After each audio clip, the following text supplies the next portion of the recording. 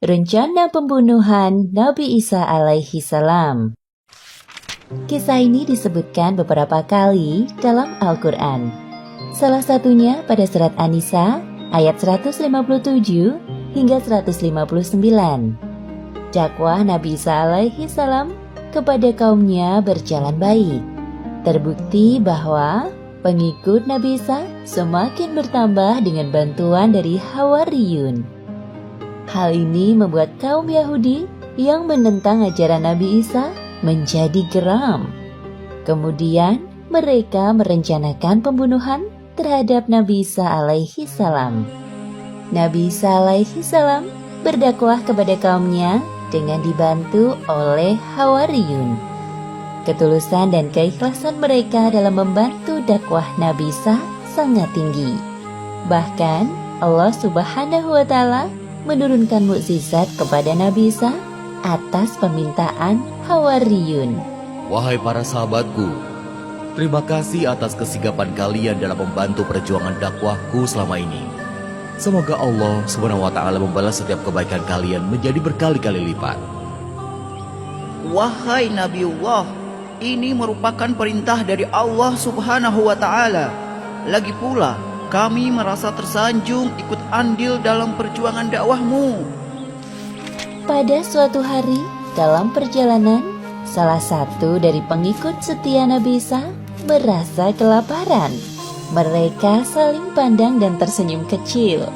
Percakapan antara Nabi Isa dan Hawariyun disebutkan dalam Al-Quran surat Al-Maidah ayat 112 hingga 114. Wahai Isa putra Maryam, sanggupkah Tuhanmu menurunkan hidangan dari langit kepada kami? Bertakwalah kepada Allah jika betul-betul kamu orang yang beriman. Kami ingin memakan hidangan itu, dan supaya tentram hati kami, dan supaya kami yakin bahwa kamu telah berkata benar kepada kami, dan kami menjadi orang-orang yang menyaksikan hidangan itu. Kemudian Nabi Isa berdoa kepada Allah Subhanahu wa Ta'ala agar memenuhi permintaan para pengikut setianya. Ya Tuhan kami, turunkanlah kiranya kepada kami suatu hidangan dari langit yang hari turunnya akan menjadi hari raya bagi kami, yaitu bagi orang-orang yang bersama kami dan yang datang sesudah kami, dan menjadi tanda bagi kekuasaan Engkau. Beri rezekilah kami, dan Engkaulah pemberi rezeki yang paling utama.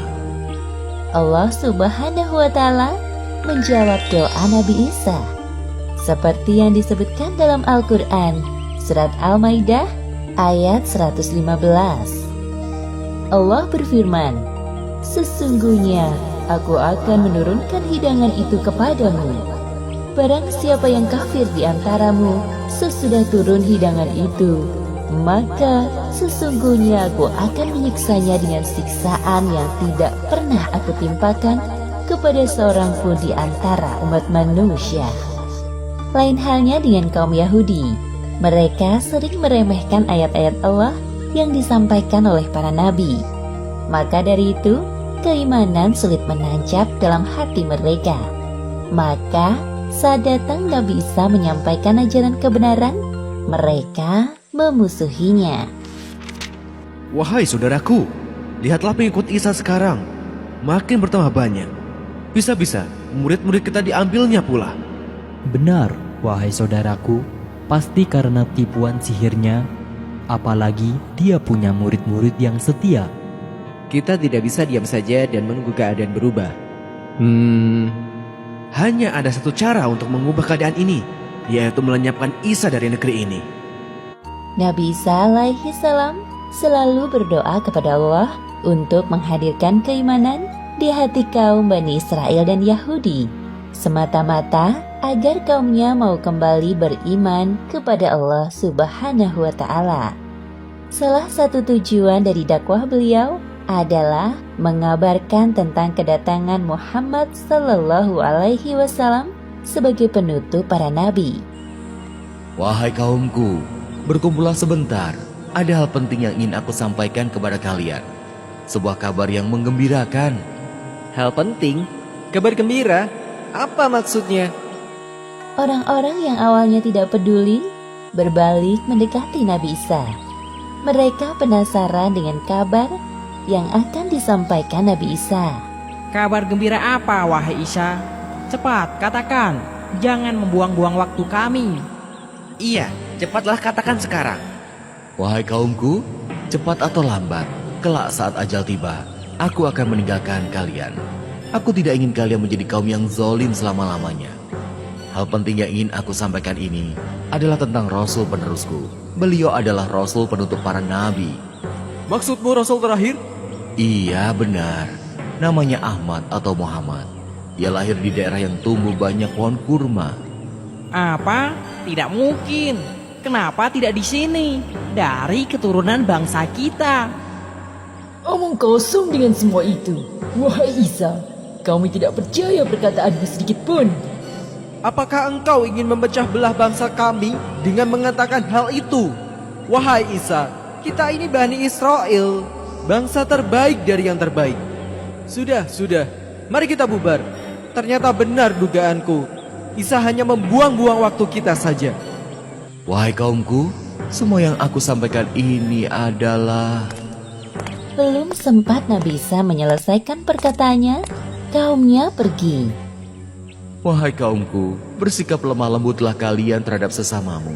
Jangan sekali-kali kalian menindas orang yang tidak bersalah. Sesungguhnya, ajaran Allah sangat membenci kekerasan terhadap semua makhluknya. Bicara apa sih dia? Mengganggu pekerjaan kita saja.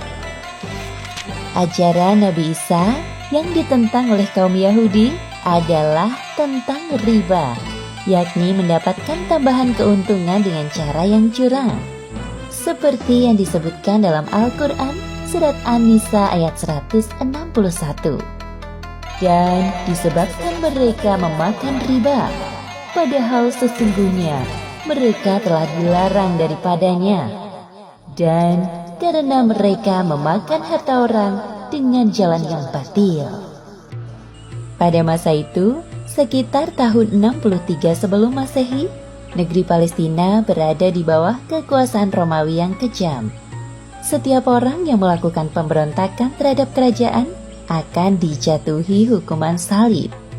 Sementara itu, beberapa orang Yahudi sedang berdiskusi untuk melenyapkan Nabi Isa alaihi salam yang dirasa mereka telah banyak bertingkah. Wahai saudaraku, ajaran Isa benar-benar telah merugikan kaum kita. Betapa tidak, apa-apa dilarang. Kalau begini caranya, semakin sempit ruang gerak kita untuk berkuasa. Benar sekali yang engkau katakan. Wahai saudaraku, sekarang para pendeta risau dengan keberadaan Isa. Karena kehadiran Isa telah mengusik ketenangan hidup kita, maka sekarang saatnya kita melenyapkannya dari negeri ini. Mereka berpikir untuk membunuh Nabi Isa dengan cara menghasut pihak kerajaan. Jadi seolah-olah mereka tidak terlibat dalam pembunuhan Nabi Isa. Kaum Yahudi berhasil menjebak Nabi Isa alaihi salam dengan tuduhan yang tidak benar kepada pihak kerajaan. Alhasil, Nabi Isa dicari-cari oleh tentara Romawi. Wahai para tentara, tangkap Isa dan bawa ke hadapanku. Siap, laksanakan perintah.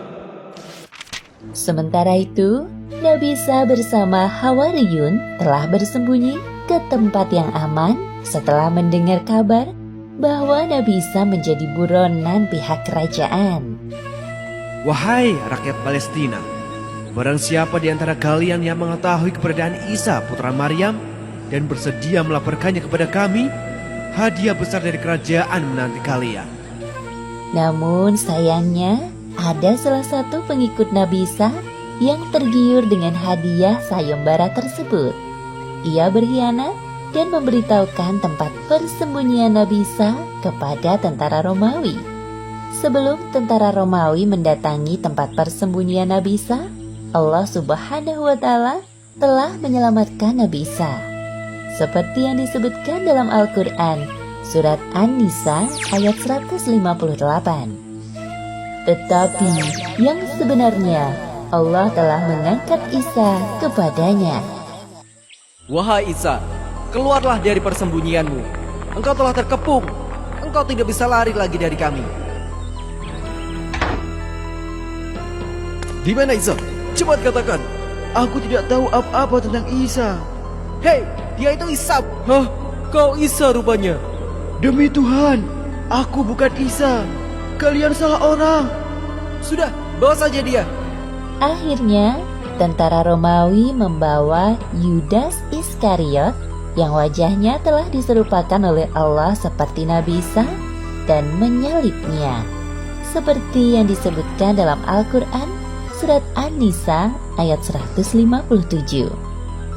Dan karena ucapan mereka, sesungguhnya kami telah membunuh Al-Masih, Isa putra Maryam, Rasul Allah, padahal mereka tidak membunuhnya dan tidak pula menyalibnya, tetapi yang mereka bunuh ialah orang yang diserupakan dengan Isa bagi mereka. Demikianlah akhir kisah rencana pembunuhan Nabi Isa alaihi salam. Hikmah yang dapat kita ambil dari kisah ini diantaranya: pertama, jangan bersikap sombong atas kelebihan yang kita miliki, karena semua itu hanya titipan dari Allah dan bisa saja dengan mudah diambil olehnya. Kedua, hendaknya kita bersikap lemah lembut kepada sesama muslim, karena Allah merahmati orang-orang yang bersikap lemah lembut. Dan ketiga, hendaknya kita sebagai sesama muslim menghindarkan diri dari sifat khianat, selain merugikan diri sendiri, juga orang lain. Apalagi salah satu ciri orang munafik adalah apabila dipercaya, dia berkhianat. Wallahu a'lam bishawab.